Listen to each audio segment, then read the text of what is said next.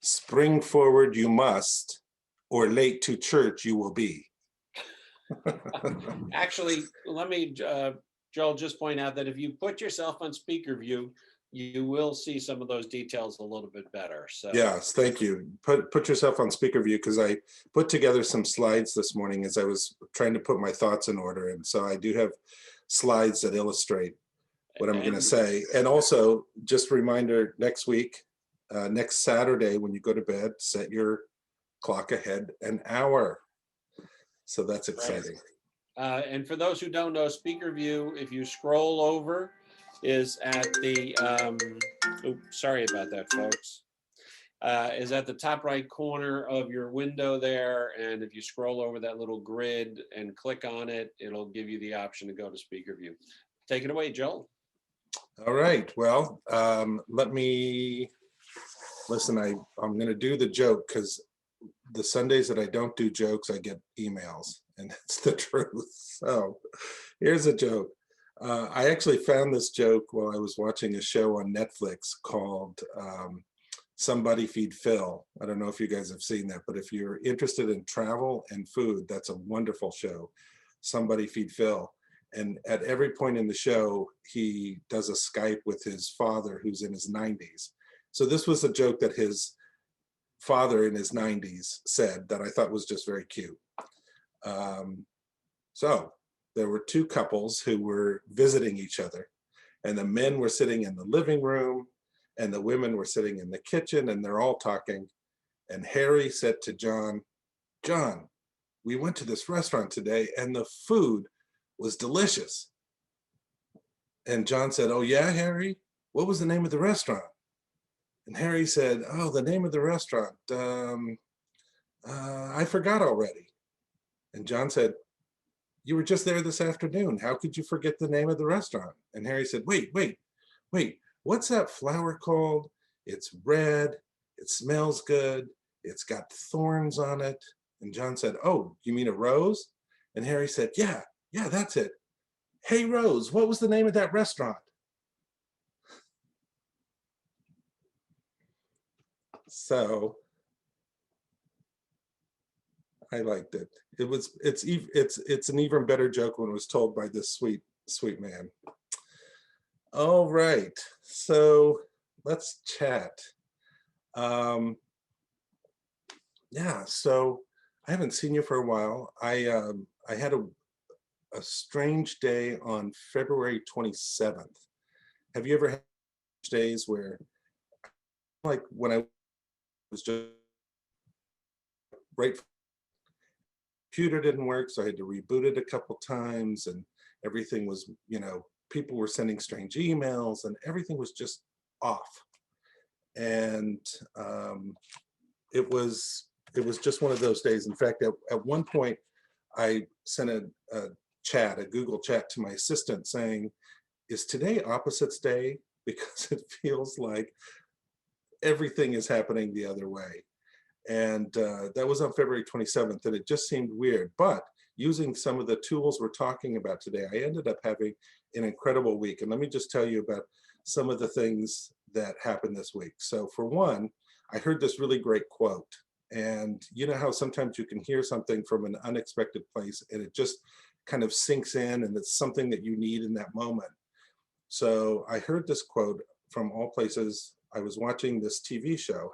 I don't know if any of you are familiar with this TV show called Mom, but I think it's a good sitcom. And yeah, so one of the characters on there said something.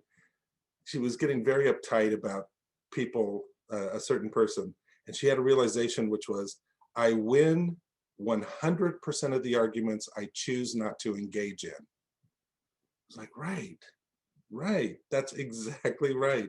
And I used that through the whole week. So I thought that was cool. And then also this week, I was listening to some talks from my friend, Reverend Dr. David Bruner, who has a center out in San Jose. I'm sure many of you are familiar with him. I think he's actually talked at CSLNJ before, I think so. But he was very inspiring. And so you're going to hear some ideas that I gleaned that I really heard from him, and I'm going to put them in my own way, but it's always feels good to be inspired. And speaking of inspiring, I also went to this cool online presentation from Anodia Judith, who really is one of the most accomplished teachers in the area, the field of chakras. And she's written, many years ago, wrote a wonderful book called Wheels of Life about chakras. And I was so inspired and it felt so great. And then next, I attended a lecture by this guy, Bruce Grayson. He's a behavioral scientist and an MD, and he wrote this incredible book on near-death experiences, but he was talking so much about the brain and mind, and it really, it was at the exact moment I was thinking about this talk that I was giving today, and I was like, wow, isn't it amazing that when you are tuned to something, you see everything in that same vibrational field. It all happens. And the other cool thing is, so I know most of you guys probably know that the Science of Mind textbook was originally published in 1926. And then he revised it in 1938 to the textbook that we know today. And I've read the 1926 edition. I've always liked it, but I had decided a while back that I wanted to get back into it. So I actually published an edition of it, which is this. And my copy came. Oh gosh, when I have the filter on, it's hard to see. It's just really awesome. And it also includes Creative Mind and Success. And it also includes, let's see if totally is not working. In this small print right there, it's so creepy. It says forward by Joel Fotino. So that was fun. And I'm going to use a little bit probably of this today as well. So it was like when you have one of those days that go a certain way and you use these tools, everything swings back to the other way and you begin to see the things that vibrationally are where you go to. And that's a preamble, and it'll all tie in later. But let's go to the textbook, because this whole year we're studying the Science of Mind text using the 1938 edition. And we sent out in the email reminder that this week we're doing chapter 4, which is the chapter on soul, pages 90 to 97. And so what I'm going to do is I'm going to just talk about some of the passages that I think really explain soul really well.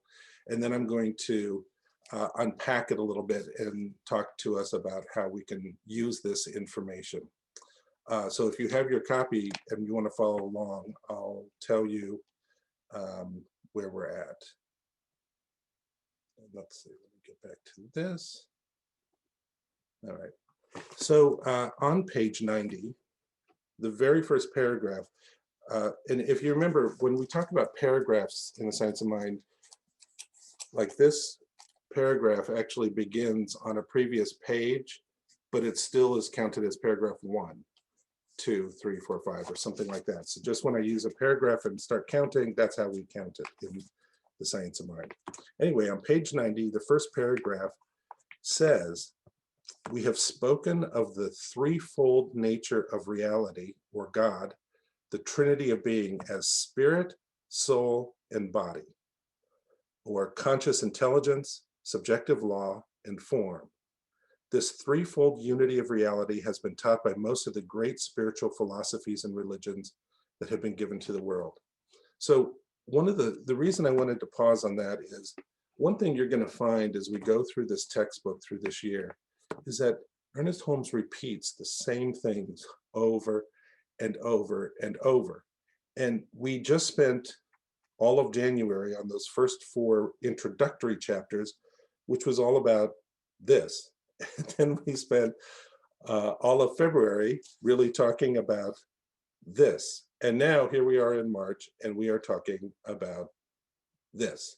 So it's going to happen over and over again. But he does that, I think, because you get it this much at first, and then this much, and then this much, and then this much, and you just keep getting it more and more as he goes through the text. And it gets very, very exciting. The next paragraph says, and this is really important, because when I was talking to somebody and they said, "What are you talking about?" And I said, "Soul." They said, "Oh, soul, man, I love soul. Soul, I'm very spiritual, like the spiritual, and my soul feels very happy," and all that kind of stuff. And I was like, by the way, my friend doesn't talk like that. That I don't know where I was. I don't know why I was going, yeah, but I was. So soul, actually, the way we think of soul is, kind of congruent with the word spirit or spiritual. The soul, we say you go to the soul knows. So it's like that all-knowing place. In the chakra, it's that the one right above your head. The soul is that. That's not the way that it is used in the science of mind. And so that's very important to know, so you don't get confused. Paragraph 2, he says, we are using the word soul, and notice it's a capital S, in the sense of a universal soul or medium through which spirit operates. It is the Holy Ghost, or the third person of the Christian Trinity, like the creative soil in which seeds are planted, from which plant life comes. The soul of the universe is the creative medium into which the word of spirit falls and from which creation arises. So again, it's important. Ernest Holmes, throughout this text, always uses the example of seed, soil, plant. Seed is the conscious mind, the thing that we consciously plant. Soil is what the seed goes into and is the kind of the subjective everything, which I'm going to explain today. And then plant is the effect. If seed is the cause, plant is the effect, soil, or soul, as he's talking about it, is the thing that makes it all happen. Okay? Now, same page, paragraph 3. I'm not going to do every paragraph, by the way, just so that you know. Paragraph 3. We should not, however, think of soul and spirit as separate from each other. They are really two parts or aspects of the same thing, each being self-existent and co-eternal with each other. So you can go back to the talk I gave in February. The links are always in the emails. And that's one of the things that I talk about the most. It's one thing that has two aspects. And there's the conscious and the subconscious aspect of the same thing. All right. So next, let's go to page 92. And we're in paragraph 2, which is the paragraph that begins with the words, the same principle. So paragraph 2, yeah. It says in that paragraph, it says about soul, it has the intelligence and power to produce, but no choice as to what it is to produce.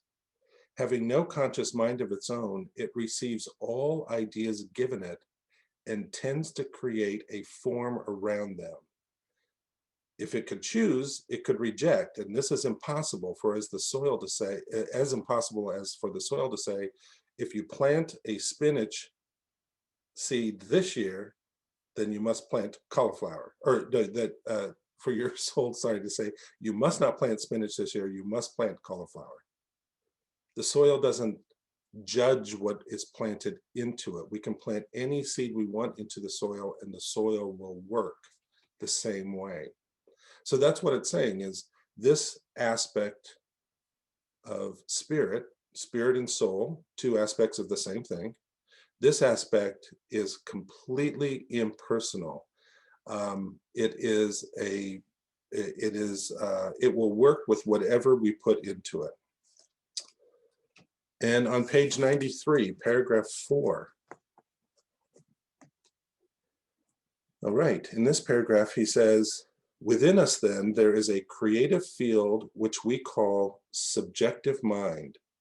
And around us, there is a field which we call universal subjectivity. One is universal, the other individual, but in reality, they are one. There is one mental law in the universe, and where we use it, it becomes our law because we have individualized it. It is impossible to plumb the depths of the individual mind because it is not really individual, but rather individualized. So this is kind of a big concept that runs throughout the science of mind as well, and we don't talk about it a lot, but what he's saying is this idea of the soil, he says it's everywhere. It's around everything. And he calls that thing universal subjectivity. So it's subjective. Subconscious mind is subjective because you can put something into it and it will do whatever. But it's universal because it's everywhere you are. At the same time, when I use it, I am individualizing my use of this universal thing. So therefore it becomes my thing, my version of the thing, my portion of the thing. And he says, when we, so this way subjective mind is in us because we use it, but it's also around us, and it's called universal subjectivity. And then if you go to page 94, paragraph 1, he says this: if through the law, thought is creative, we cannot say that one thought will create while another will not. We must admit that all thought is creative according to the impulse, emotion, or conviction behind the thought. Our theory is that the medium is a universal simultaneous presence, and in this presence all live, and that whatsoever is known at one point in it is known at all points instantly. All right, that paragraph, two important things. The first important thing is every thought is creative. That means that every single thought we think goes into this impersonal soil. Let's just keep using that example of the seed soil plant. But not all thoughts have the same effect in soil, in the same way that not all seeds grow in the same way in the soil. If you plant a seed in the soil and plant it this thick and don't water it, and it's not in the sun, it doesn't grow very deep. However, if you plant a soil really at the right depth that it needs to be, you water it appropriately, there's sun, and it has all the right conditions, it will grow amazingly. It's the same with our thoughts. If we think something over and over and over, I'm not good enough, I'm not good enough, I'm not good enough, I can't afford it, I can't afford it, I can't afford it, we are watering that seed. So we're creating the conditions to grow. It is, though, that single thought, I think, when I have a fleeting thought that I'm not proud of, that it's a one-off and it just goes off, it's good to know that that one is not planted in the deep soil. So we can kind of rest and relax. I hear that a lot from people that I've worked with over the years, where you don't know the thoughts that I think. And I say, well, do you think them all the time? No, it just flows in my mind and flows out. And it's like, great, that's a light little seed. That seed is not going to really take hold. It's the ones that we think all the time. As Emerson said, we become what we think about all day long. That's the first point in that paragraph. The second point is, and we know this, whatever is known at one point in it is known at all points instantly. This happens all the time to me, and I'm sure it does to you as well, where I'll be thinking about somebody and they call. Or I'll have a great idea, and the next thing I know, I get an email from somebody teaching that great idea. It's like, wait, I just had that idea this morning. How is it that you already know it and teach it? These things happen all the time. And that's because of this whole idea of universal subjectivity. What we put into this universal soil, everybody suddenly has access to it. All right, so that's kind of the textbook, some of the main points from the textbook. I have here page 93, page 90, oh, yeah. So, but if we go back to page 93 and to paragraph 5, he says something else that I want to jump off on. And he says in paragraph 5, behind or within the individualized point is the universal, which has no limits. In this concept alone lies the possibility of an endless and an eternal expansion. Everyone is universal on the subjective side of life, an individual only at the point of conscious perception. We use the power of the universal mind every time we think. Now, here's what's amazing. Here's what's amazing. Buried on page 93 of the text, clear at the bottom of the page practically, is this little gem of a sentence. Behind or within the individualized point, that's us, is the universal, that's the universal subjectivity or the universal soil, which has no limits. And then he says, in this concept alone, this one concept alone, lies the possibility of an endless and an eternal expansion. Wow. Those are two sentences that really, I mean, I don't know about you, but that just makes me so inspired. It makes me so, when I read it, I actually, you know, I've told you, I underline and highlight everything. Those two sentences weren't even highlighted in my book. I had somehow missed them until this very reading. Now, I've spent time thinking, this is the thing I want to talk about with soil. This is the whole thing. So this is how I want you to think of it. All right. This little dot right here is what you know. It's everything that you know. It includes memories. I can't read my own. It's backwards on my thing. But anyway, it includes everything that you know. It's all the education you've had. It's all the knowledge you've acquired. It's all the experiences that you've had. And you consciously know it. If I say to you, what did you learn about this? You could tell me. It's everything you know. It's, for us, it's vast. But in reality, it's this big. And then next to it is everything you know that you don't know. So these would include, like, I know that I do not know how to fly an airplane. I know that. I know that I don't know how to, I know that I don't know every element on the periodic table. I know that I don't know this, and I know I don't know that. I know that there's a lot of things that I don't know, and I could spend a lot of time telling you all the things that I don't know. That's this dot, all right? And then there's a third dot. And this is what my subconscious mind knows, my subconscious mind. This dot was my conscious mind of what I know. This is what my subconscious mind knows that I don't have available in my conscious mind. It includes all the experiences of my childhood and growing up that I don't necessarily remember I don't consciously remember the details of, but they're there.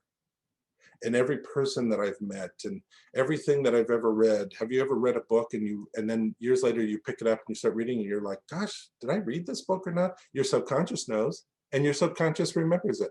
Everything in your subconscious, it's vast, it's huge. For us, individualized, it's vast. That's this dot, okay? So when Ernest Holmes, on page 93, talks about that there is a field, there is a creative field which we call subjective mind. These are my subjective mind. This is everything of mine. Subjective, conscious. This is everything I know, consciously and subconscious. But then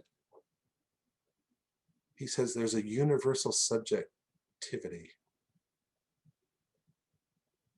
And that's everything else.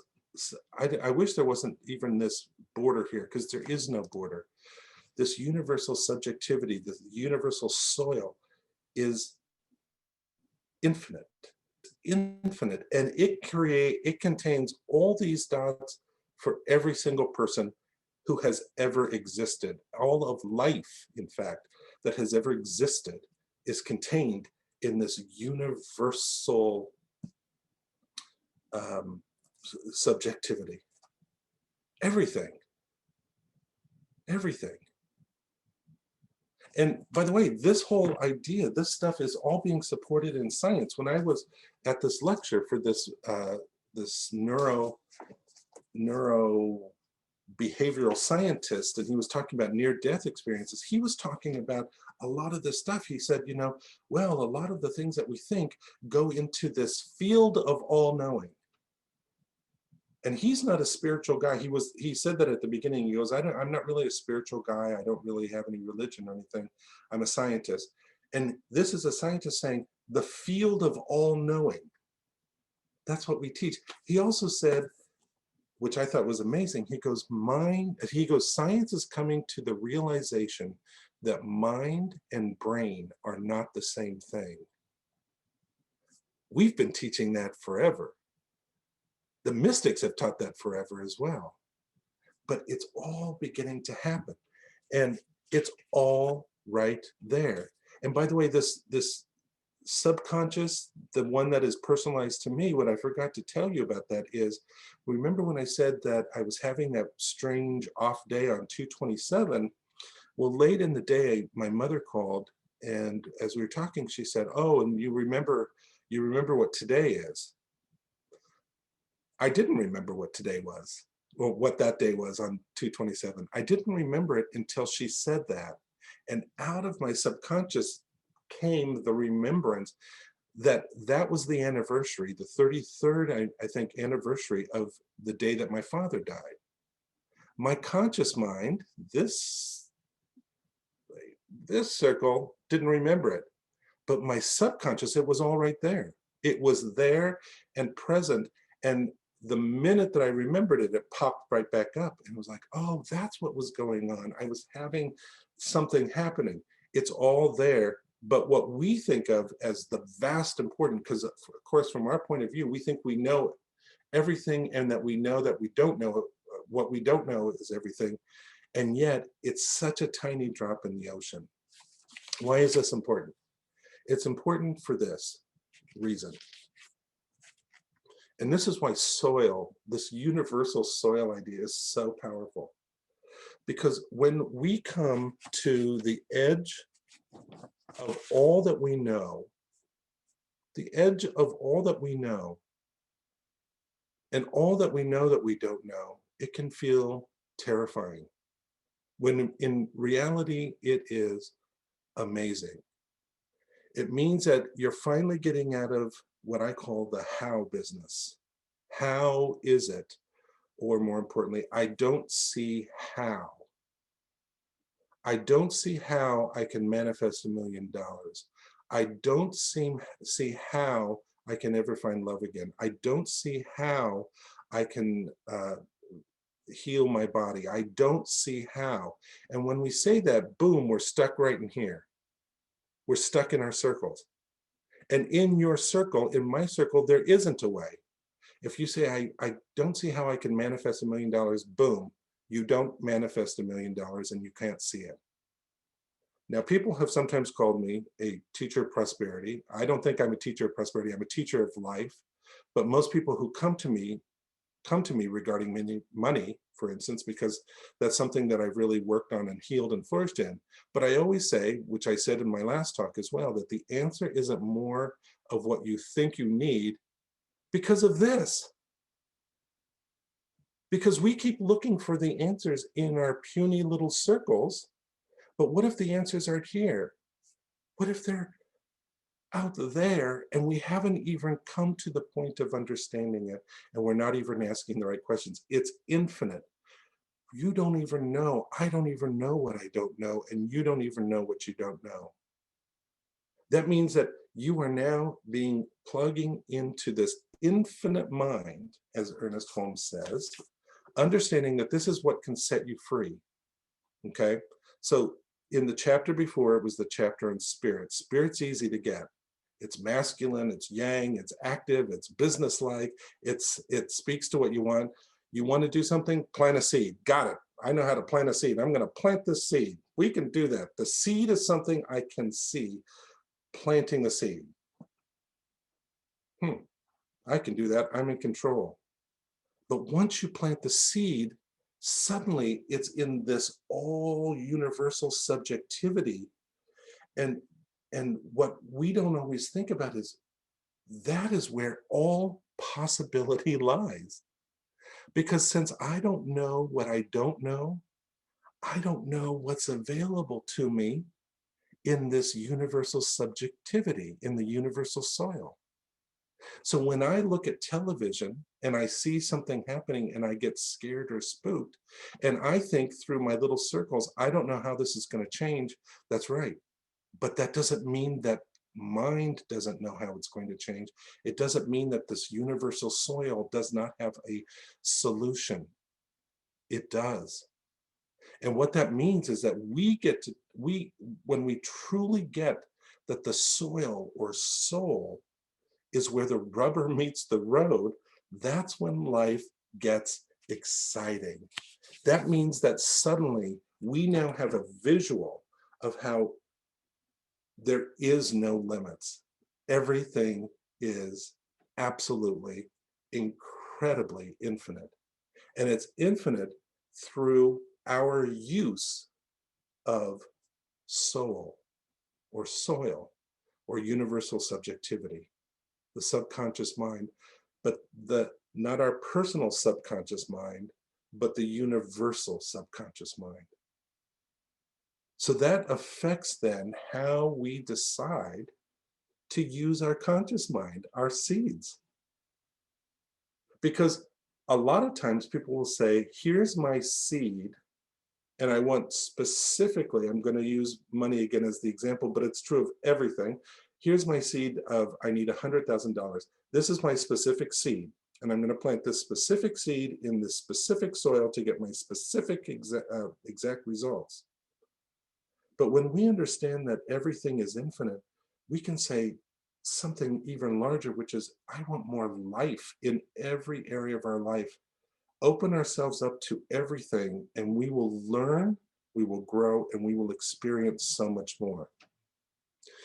Now, the textbook gives us options on how to actually use the soil in future chapters, which we're going to cover in future weeks. But here's one way that you can think about it. Remember when I said earlier that I attended an online class on the chakras? Well, the chakras are not, you're not going to find the chakras taught in the Science of Mind, but what this chakra teacher said was completely congruent with our teachers.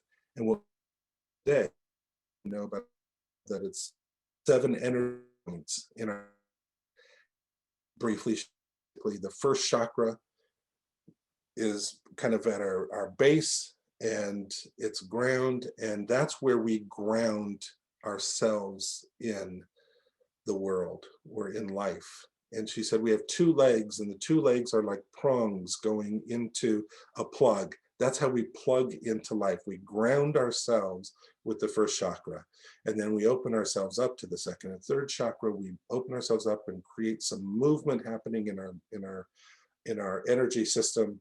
And then the 4th chakra goes to open our heart. It softens us, it takes out our judgment, and it reminds us to focus on what we love and who we love. And the 5th chakra is right here. And she said it's like, takes all of that, and the 5th chakra is the bottleneck. So it begins this important purification process so that only the most important things can continue to move up into the 6th chakra, which is the 3rd eye, so that we become single pointed with our focus and energy, so that it moves up to our 7th chakra, the crown chakra, which is the expansion of consciousness with everything organized around the core. And what she said is, as we align our chakras, we become like a stem, so that the 7th chakra can open like a lotus flower, a lotus flower that has a strong stem to support it. Now, that alignment is the strong core. And this is a visual of what we can use in our spiritual mind treatment. Spiritual mind treatment is our version of affirmative prayer. And so we have 5 steps in the spiritual mind treatment. And so we can begin by grounding ourselves in this allness of God. And we can move into the energy of enlightenment and unification. And then we speak our hearts from this place, this high place, and not from our fear place, but from our love place. Refine ourselves into gratitude and release into the full lotus flower of truth, knowing that it has blossomed into our life in ways that, because we are dealing with a universal subjectivity or soil, we can't even imagine. That is what soul is. It's not just soil, plant, soil. It's everything. Ernest Holmes even said, it is the thing, when you realize this, that this is the concept that alone that lies the possibility of an endless and eternal expansion, because there is so much that we can draw from. Let's take this in, and I'm going to use the textbook to help us take this in deeper. You can tell I get very excited about this stuff. I love it. This is such a pivotal chapter and concept for us as people who study the science of mind. It's the thing. It's the thing. We get the seed and we get the plant, but soil's where it's at. Soil is it. So I'm going to read to you from page 559. If you want to follow along, and if not, just close your eyes so that you can take this in as I close this out. And it's a little section called, I allow myself to dip deeply into my divine nature. He says, this meditation is built from the idea that each one of us has within themselves a deeper nature. And of course, this deeper nature, being an eternal unity with God or with the living spirit, is more than us. It is where the being of us, or the nature of us, merges into the being of God. So, as we dip deeply into our divine natures, let us realize that entering the secret presence of the tabernacle of God, we will, like the pilgrims of old, have to shed that which does not belong to the kingdom of God, to the kingdom of good. We have to deliberately drop that which would hurt. We cannot enter this gate of good with a sword in our hand. So we let go of everything and turn to that divine depth within our own nature, wherein the Spirit of God, the Spirit of love, and the Spirit of peace dwells with calm serenity. We withdraw into that place within each of us, which has never been hurt, nor has ever been sick, has always and forever lived in divine and eternal peace, the kingdom of God, which is good. And then he ends by saying, we are no longer afraid of anything, for love casts out fear. Our faith destroys all fear. We awake from the dream of fear to the vision of reality, where there is no shadow of which to be afraid. We awake from the dream of lack and want and unhappiness to the knowledge of harmony, of abundance, and of peace.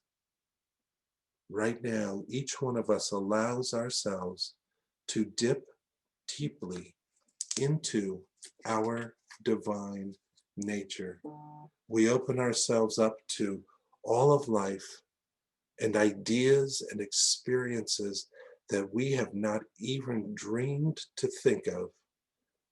We plant this seed into that eternal, exciting, subjective soil and know it comes true in amazing ways for each one of us right here, right now.